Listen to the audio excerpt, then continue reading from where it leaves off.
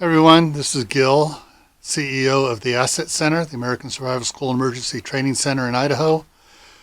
Just got notified of an earthquake in the Philippines. It's been upgraded to a 6.8. So stick around, I'll get you more information here.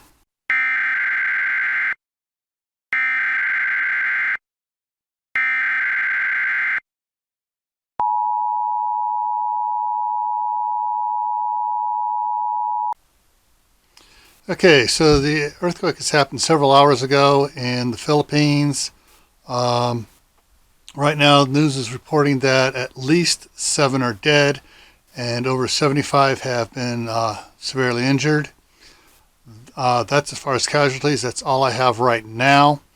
Here on this map here, this is a map of the Philippines, and down at the bottom there you can see the symbols for where the earthquake appeared. Let's zoom in on that here.